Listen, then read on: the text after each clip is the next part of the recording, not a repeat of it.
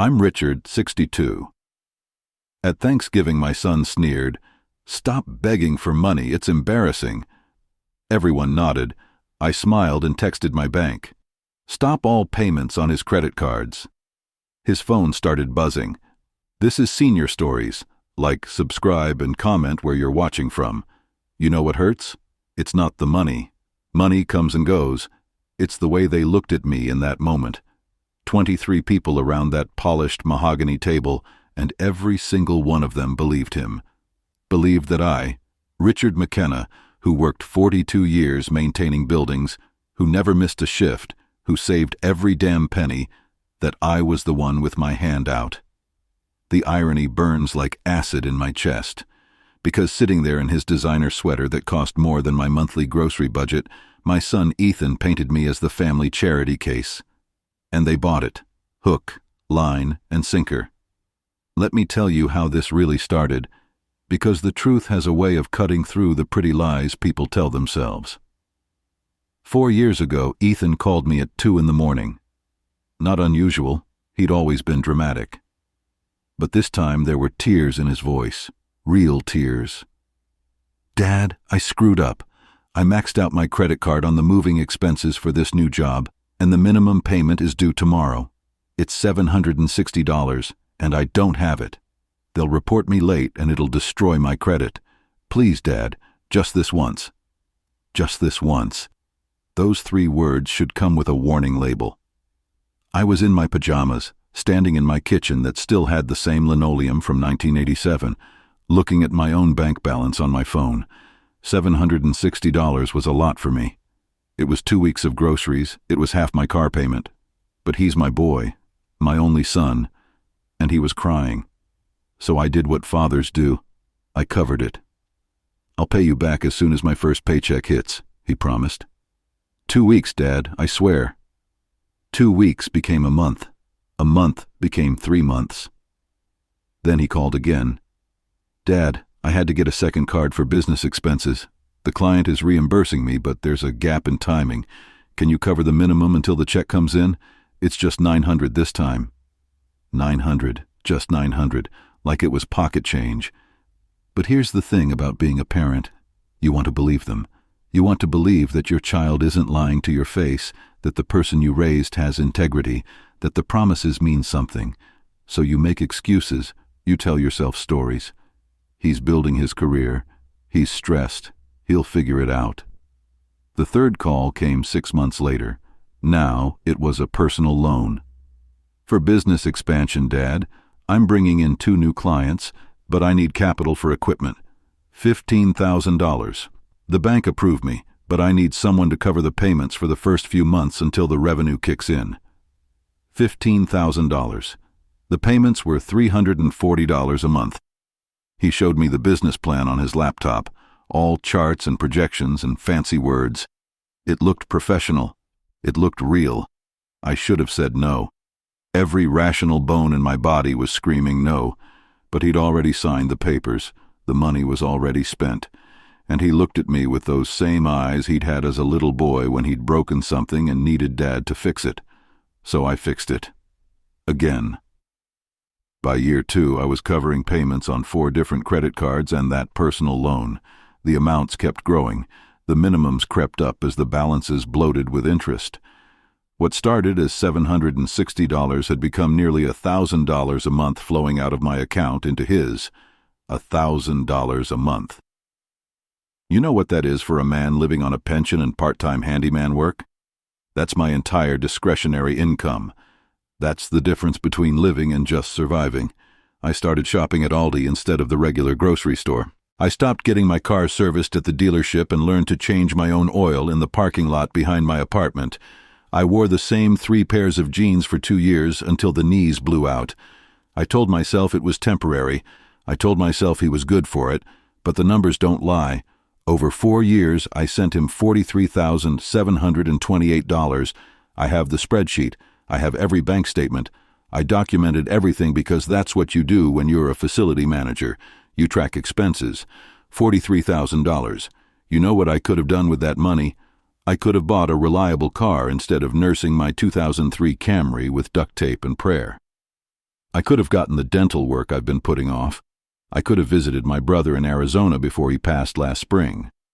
Instead, I sent it to my son so he could drive a BMW and wear designer clothes and take Instagram photos of himself drinking craft cocktails in trendy bars.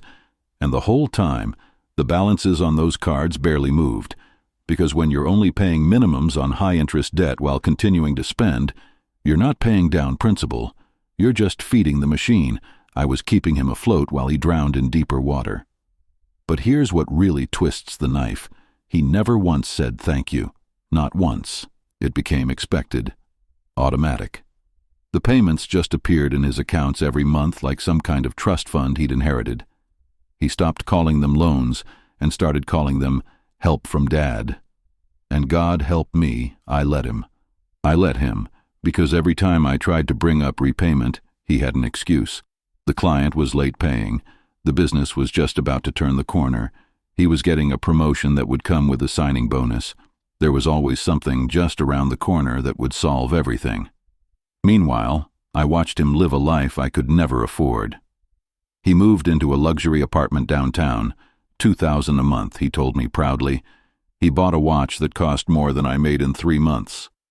He posted pictures from vacation in Cabo, from weekend trips to Napa Valley, from dinner at restaurants where the entrees cost what I spend on food in a week. And I said nothing. Because what could I say? That I was paying for it all. That would make me the bad guy, wouldn't it? The father who can't be generous without keeping score? So I kept quiet, and kept paying, and kept getting smaller. The family dynamics made it worse.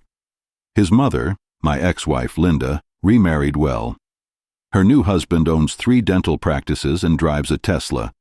They live in a house with a 3-car garage and a swimming pool. When we all get together for holidays, I'm the one who looks out of place. I drive up in my dented Camry while Ethan pulls up in his BMW. I wear the same sport coat I bought at JCPenney 8 years ago, while he shows up in clothes that probably cost more than my monthly rent. And everyone sees what they want to see: the successful son and the struggling father. Linda's family always treated me like I never quite measured up. I was a facility manager, not a professional. I fixed things. I didn't create wealth. And after the divorce, their judgment got sharper. Poor Richard, they'd whisper. Never could get ahead. Thank God Ethan turned out different.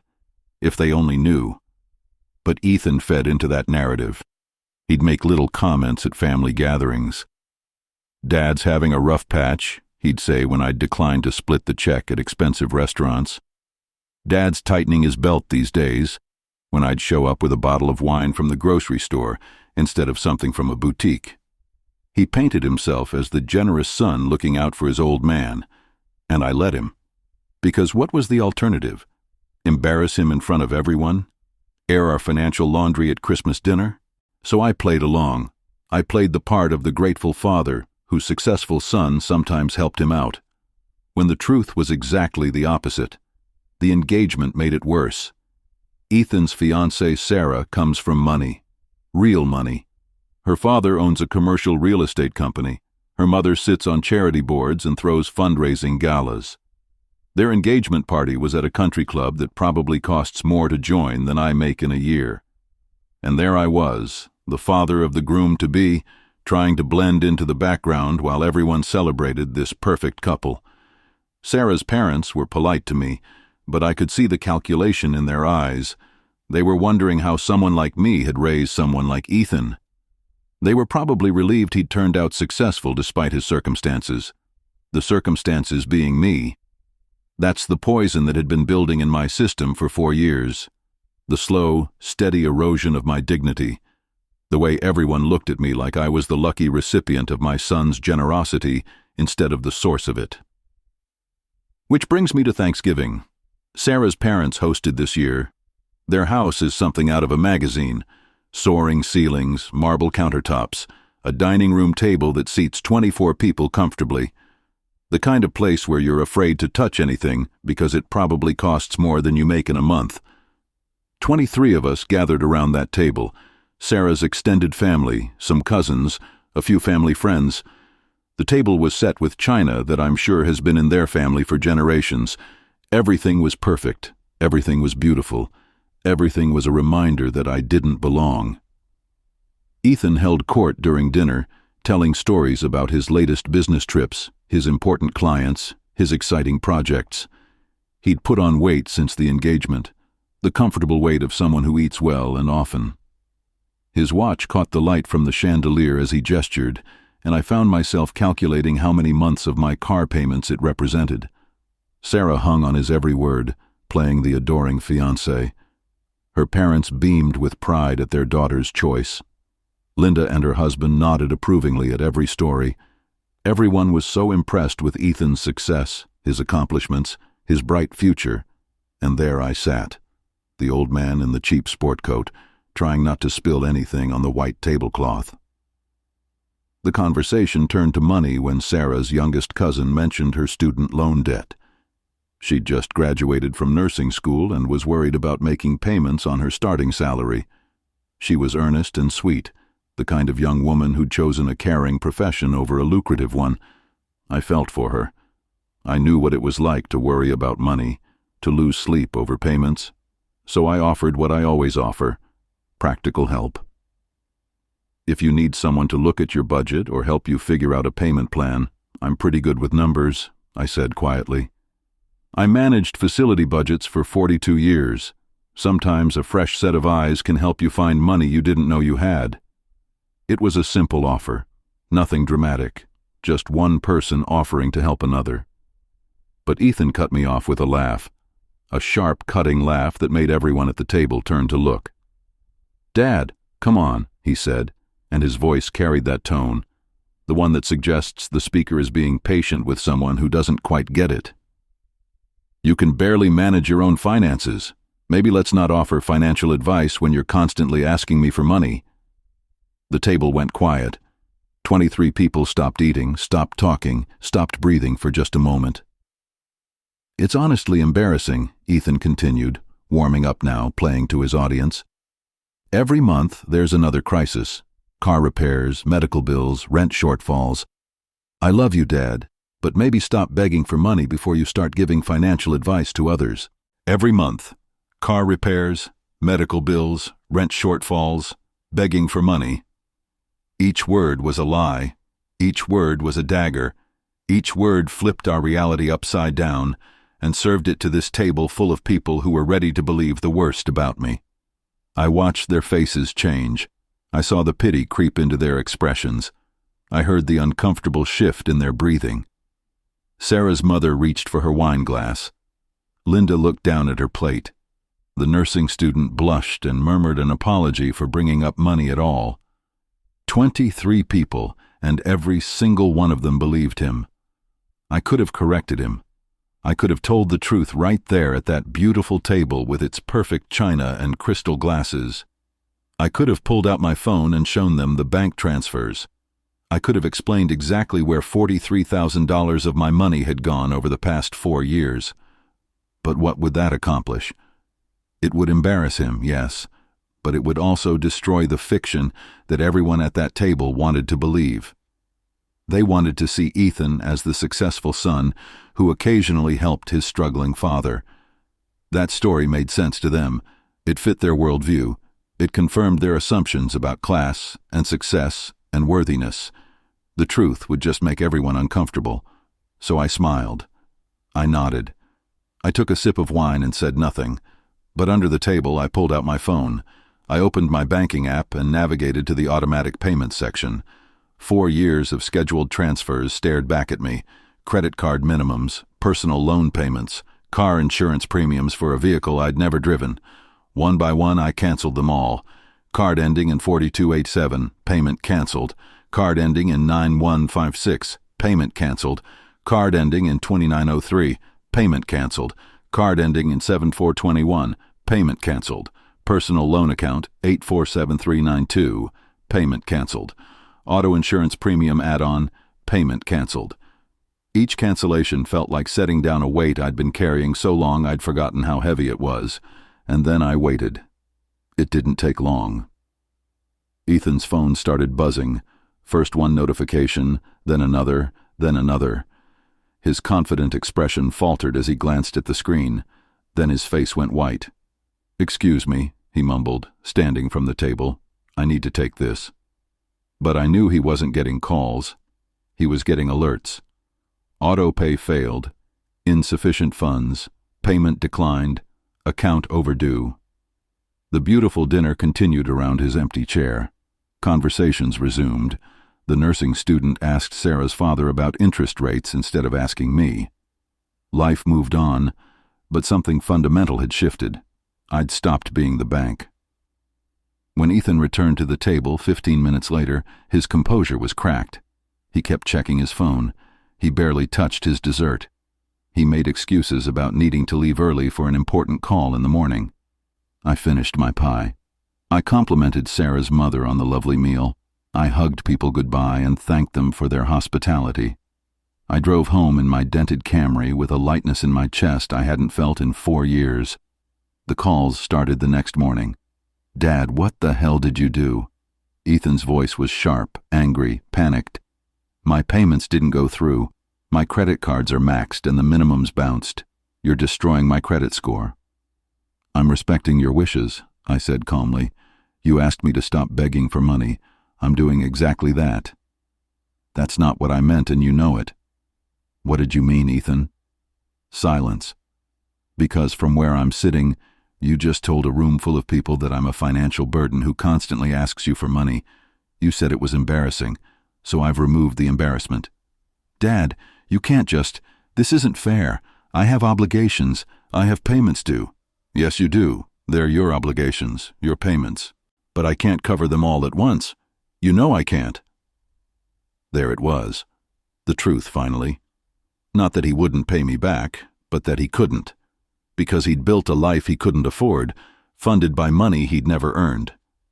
"Ethan, for 4 years I've covered $43,728 in payments for you. I have the records, every transfer, every amount, every date. $43,000 while you told everyone I was the one asking you for money." "I never said you were asking me for money."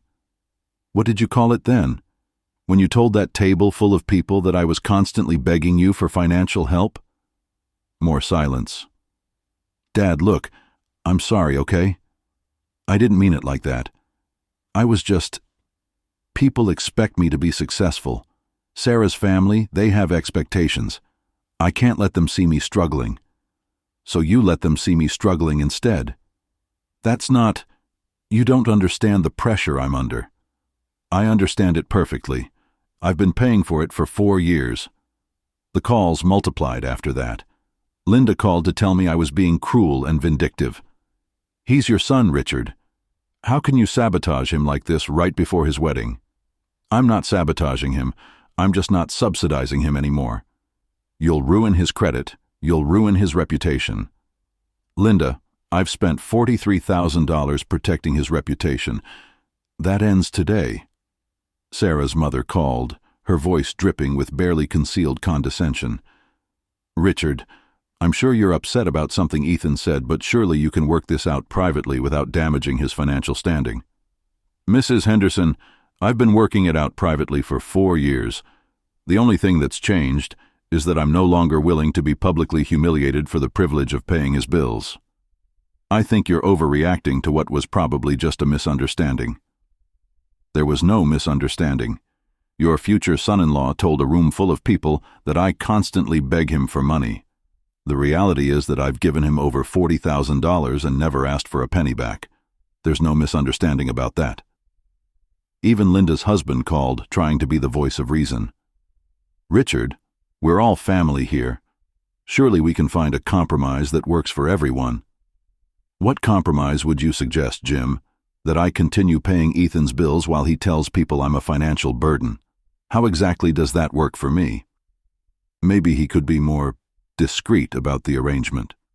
The arrangement where I pay his credit cards while he claims to be self-made. That arrangement. Look, I know it's not ideal, but it's not an arrangement, Jim. It's a lie, and I'm done living it." But the most interesting call came from Sarah herself. "Mr. McKenna, this is Sarah. Could we talk? Not about the payments or anything. I just want to understand what's happening." We met at a coffee shop downtown. She looked different away from her family's perfect settings. Younger, more uncertain. She ordered a simple coffee, not the elaborate drink I'd expected. "I need to ask you something," she said, "and I need you to be honest with me. Has Ethan been lying about money?" I pulled out my phone and showed her the spreadsheet I'd created. 4 years of data, dates, amounts, account numbers, $43,728 in total. She stared at the screen for a long time. "He told me you occasionally helped him out with small amounts," she said quietly. "He said you sometimes had cash flow problems, and he'd help you bridge gaps. He said that's what families do." "Sarah, I haven't asked Ethan for money a single time in 4 years. Not once. Every payment on this list went from my account to his." She was quiet for several minutes, scrolling through the data. "The BMW," she said finally. "He told me he got a great lease deal through his business. I've been paying the insurance premiums, the full coverage, $840 every 6 months. The vacation in Cabo. Credit card minimums, I paid them. The watch. Same credit card." She set down her coffee cup with shaking hands. "He's been lying to me, about everything, about his income, about his success, about his relationship with you. All of it. Sarah, I'm not telling you this to break you up or to hurt him, but you asked for honesty. I thought I knew him. I thought I knew what I was marrying." "Maybe you do. Maybe this isn't who he really is. Maybe this is just who he became when the pressure got too much." She looked at me with something like respect. "You've been protecting him. Even when he humiliated you, you didn't expose him. He's still my son. But you're not protecting him anymore." "No, I'm not." She stood to leave, then turned back. "What happens now?" "That's up to him. And you." 3 days later, Ethan showed up at my apartment. I'd never seen him look so defeated. The designer clothes were wrinkled. The confident posture was gone. He looked like a man who'd been awake for 72 hours straight. "Dad, please, I'm drowning here. I need just 3 more months of payments, just until after the wedding. Then I'll figure something out." "What will you figure out, Ethan?" I'll get a second job. I'll sell some things. I'll make it work." "You'll sell some things? Like what?" "Maybe the watch, or I could trade down the car." "Maybe? You're not sure?" "I need time to think it through." "Ethan, you've had 4 years to think it through. What's going to change in 3 months? Sarah's been asking questions about money, about my business, about everything. If the payments don't resume, she'll know something's wrong." "Something is wrong. You've been lying to her about your income and lying to everyone about our relationship." "I never lied. You told a room full of people that I constantly ask you for money. What would you call that?" He slumped into my kitchen chair, the same chair he'd sat in as a boy when he needed help with homework or wanted to tell me about his day. I got in too deep. The cards started as small things, and then the balances grew and the minimums kept going up.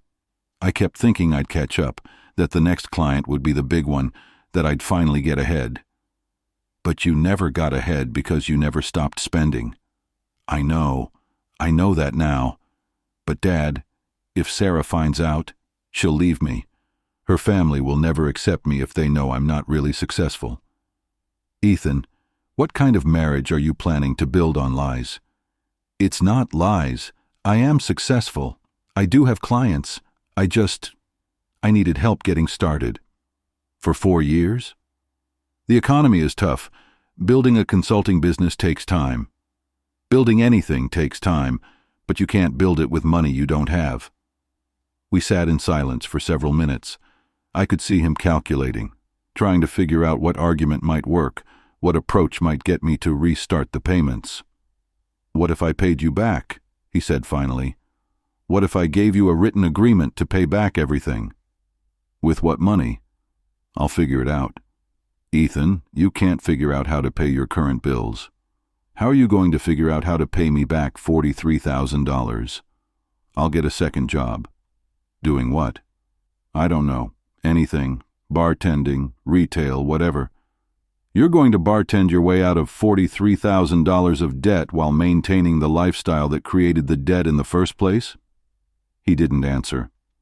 "Son, here's what's going to happen. Your credit cards are going to go into default.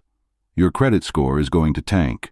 You're going to have to trade down your car, move to a cheaper apartment, and live within your actual means. That's not punishment. That's reality. But the wedding? The wedding can happen or not happen. That's between you and Sarah. But it's not my job to finance it. Dad, please, I'm begging you." And there it was, the word he'd accused me of. Begging. "Ethan, I love you, but I won't enable you anymore. If you want a relationship with me, it needs to be an honest one. If you want financial help, you need to be honest about what it is and what you plan to do about it." "I am being honest." "No, you're not. You're still trying to figure out how to get me to pay your bills so you can keep living a lie." He left angry. He slammed my door hard enough to rattle the frame. But he left. The next few weeks were brutal. The calls from family members intensified. I was painted as vindictive, cruel, petty.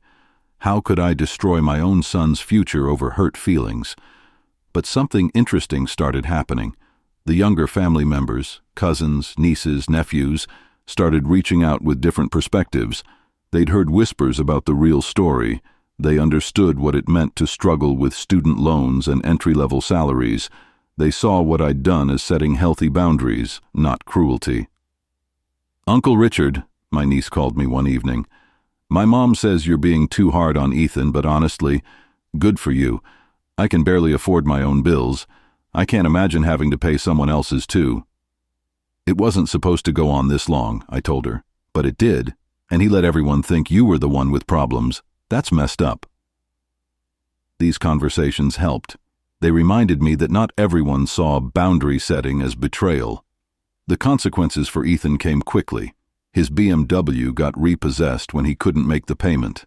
I drove past him one day at a used car lot, looking at sedans that were 15 years old and had over 100,000 miles. He didn't see me, but I saw the shame in his posture.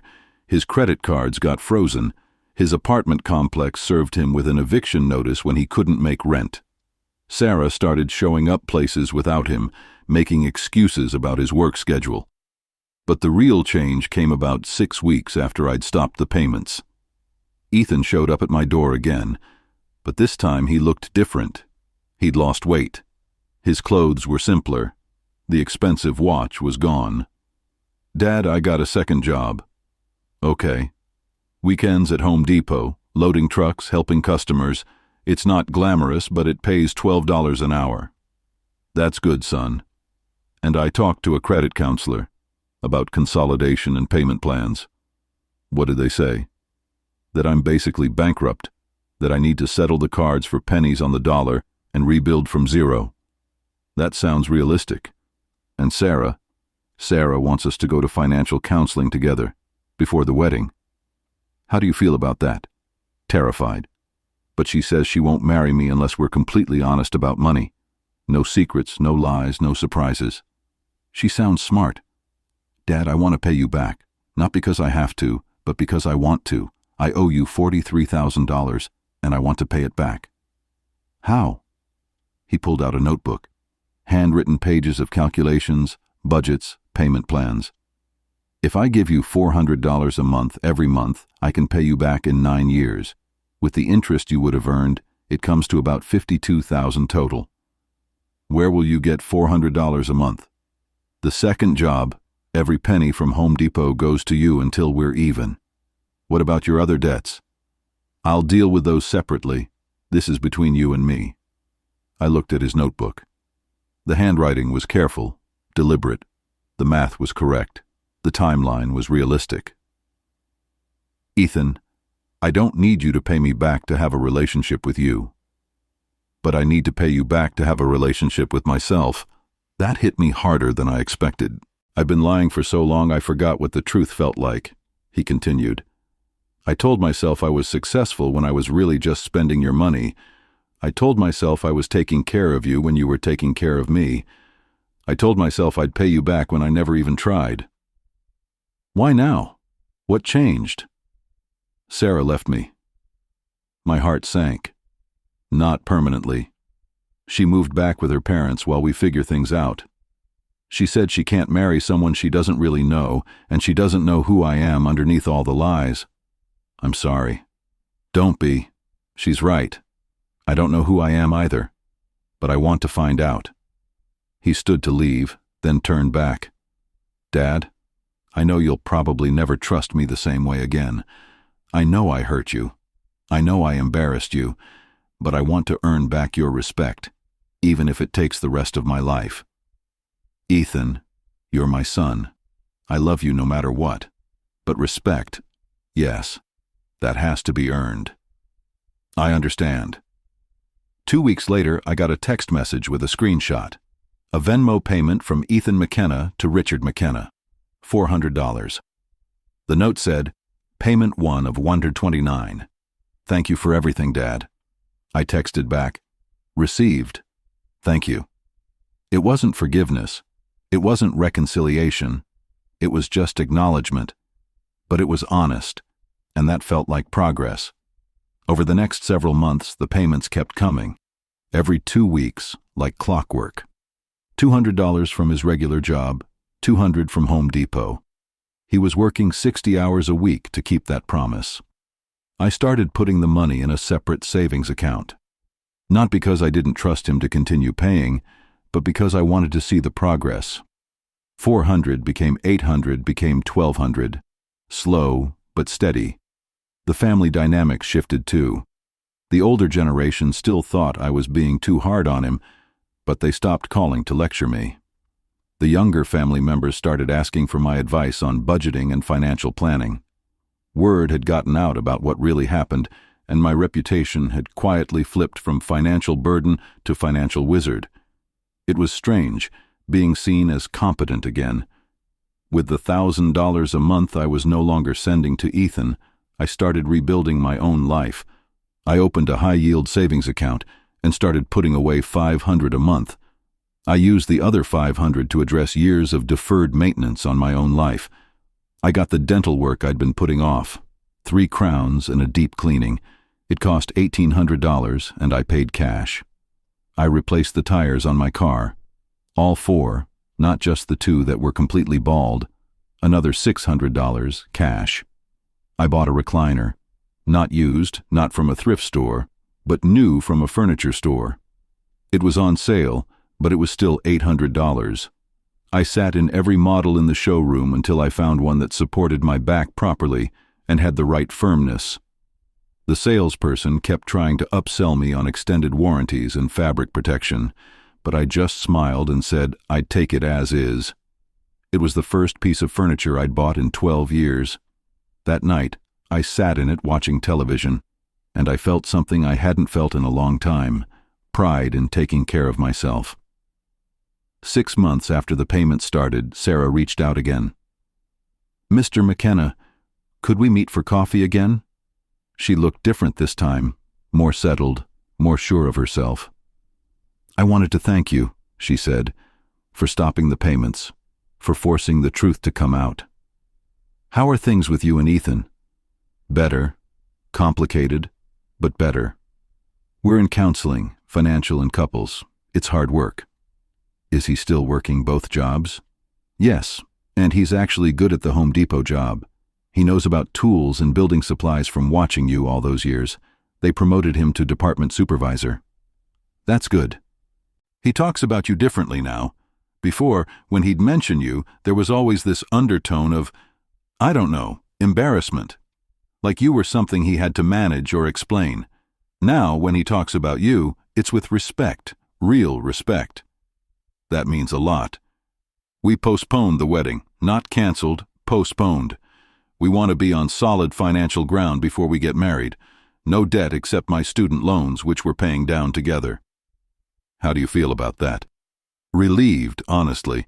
I didn't realize how much stress the financial lies were causing until they were gone. Even when I believed them, something felt off. Now everything is transparent, and it's so much easier. Are you happy? She thought about that for a moment. I'm getting to know the person I'm actually going to marry. The real Ethan, not the version he thought I wanted. He's more anxious than I thought, but also more determined. He's harder working than I gave him credit for, but also more insecure.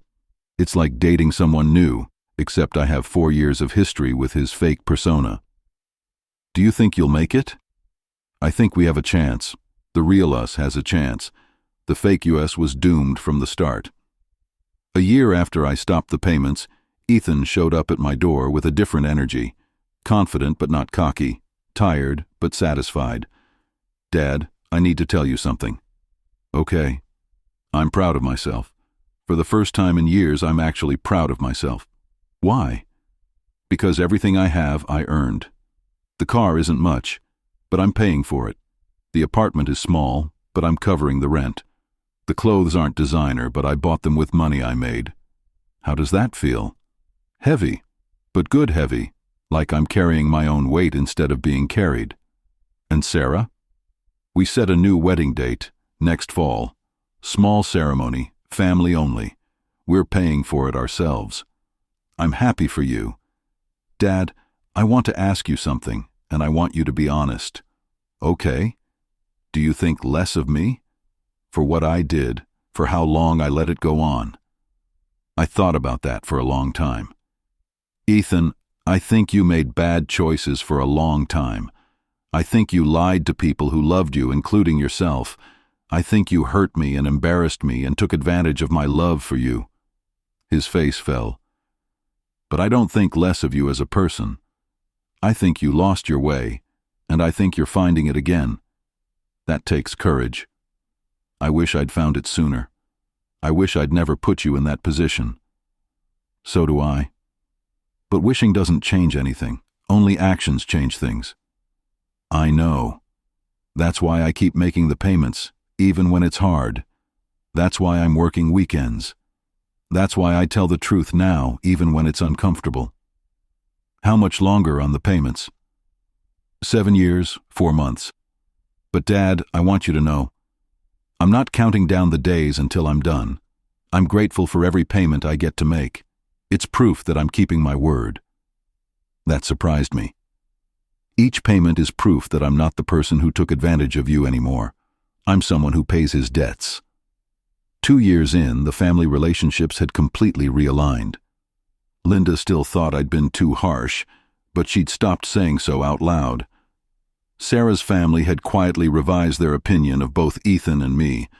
The wedding planning was happening without any financial drama, which was revolutionary. The younger family members started treating me differently too. At the next family gathering, instead of avoiding conversations about money, they sought me out for advice. How should they handle their student loans? Was it better to pay off credit cards or build an emergency fund first? Should they buy or lease a car?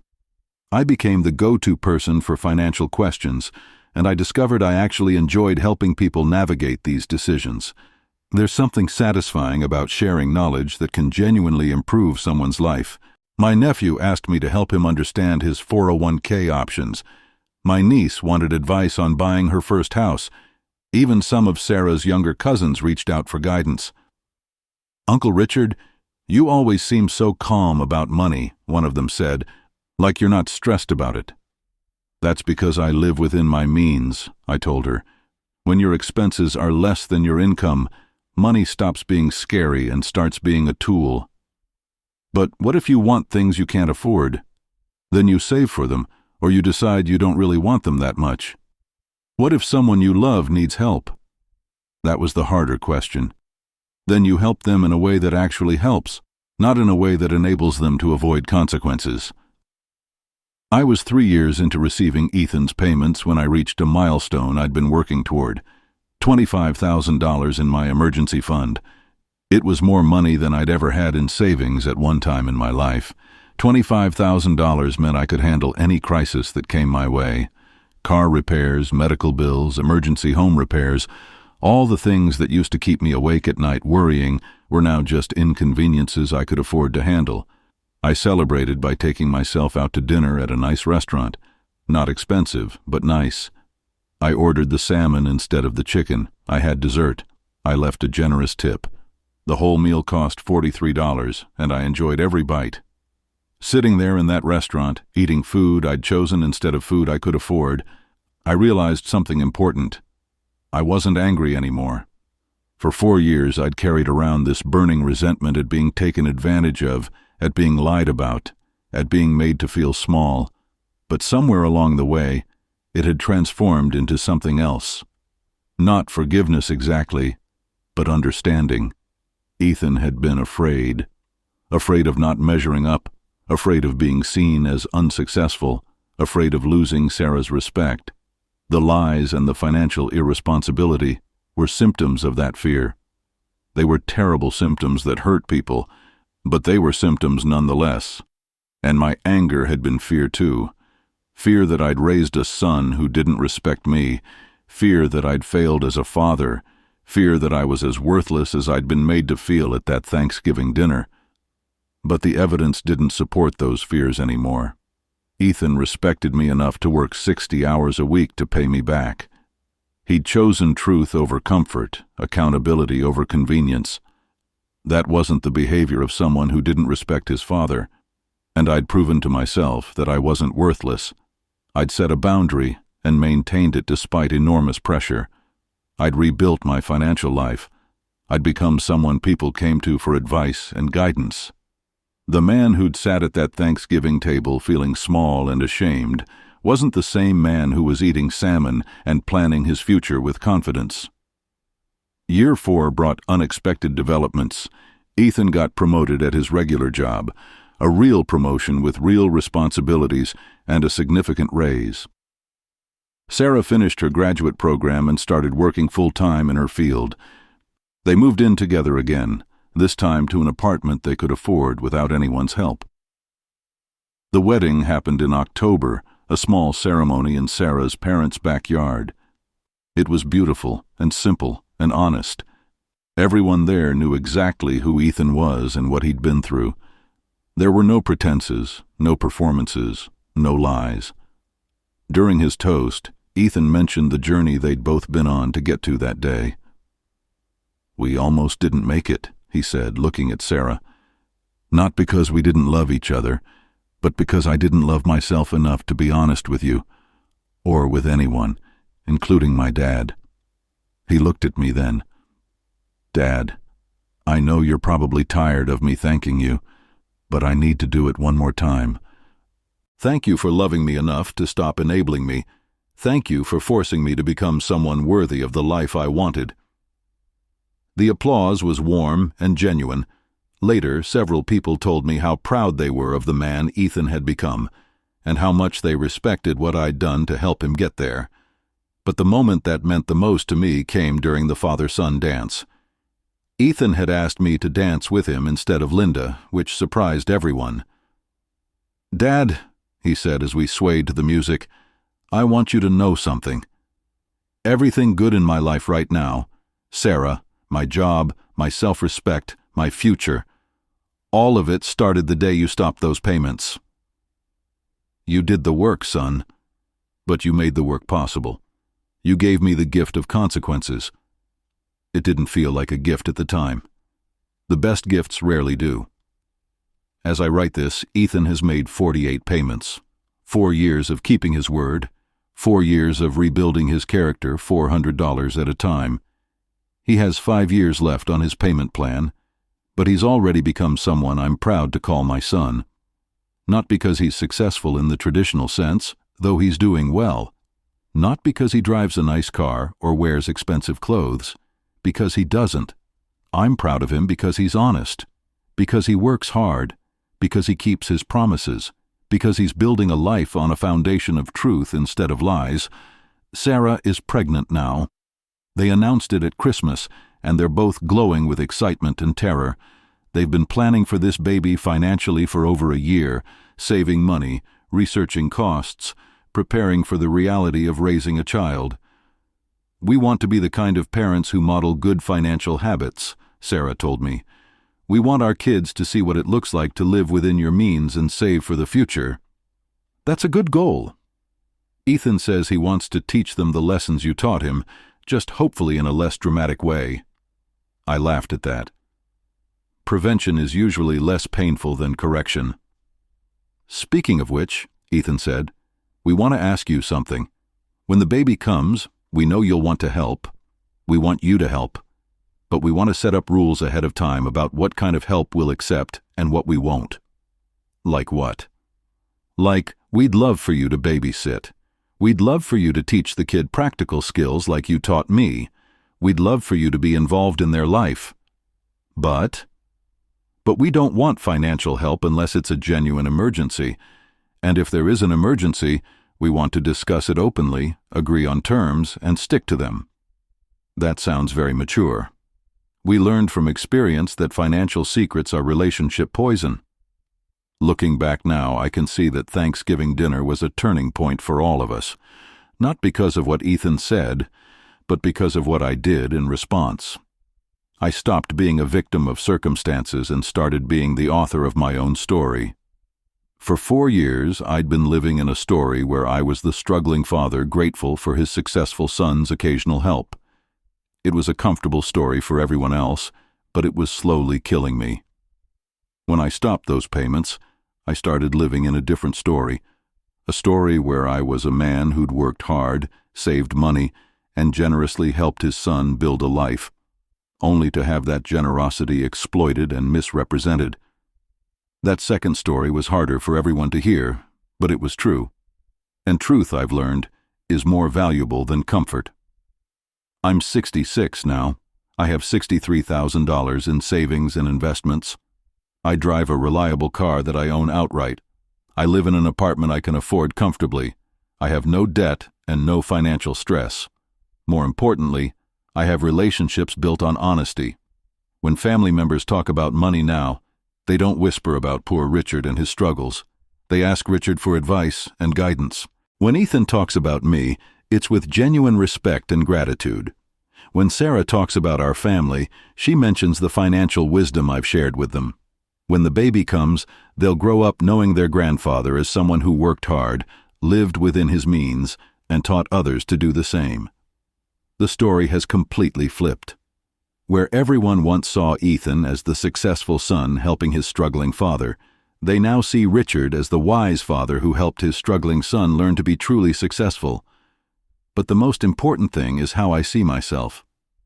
I'm not the man who sits quietly while someone lies about him to avoid embarrassment. I'm not the man who enables bad behavior because it's easier than confronting it.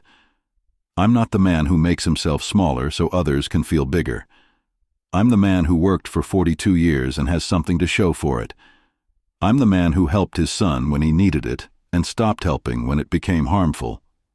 I'm the man who set boundaries and maintained them despite enormous pressure. I'm the man who learned the difference between being generous and being exploited, between helping and enabling, between love and fear. They saw me as the beggar. Turns out I was the bank. But more than that, I was the teacher. I taught my son that actions have consequences, that lies eventually collapse under their own weight, that real success comes from honest work and honest relationships. I taught my family that quiet people can be strong people, that boundaries aren't cruelty but kindness, that sometimes the most loving thing you can do is stop solving someone else's problems for them. I taught myself that my worth isn't determined by how much financial stress I can absorb, that my love for my children doesn't require me to enable their poor choices, that saying no can be an act of love. The $43,000 I gave Ethan was expensive, but the education it bought, for both of us, was priceless. I'm not the dad who asks for money. I'm the dad who stopped paying for the lie. And that makes all the difference. If you've ever had to set a hard boundary with family, hit like, subscribe to Senior Stories, and tell me where you're watching from. Because sometimes the hardest thing to do is also the most loving thing to do. And sometimes the story everyone wants to believe isn't the story that needs to be told. But the truth is always worth it in the end.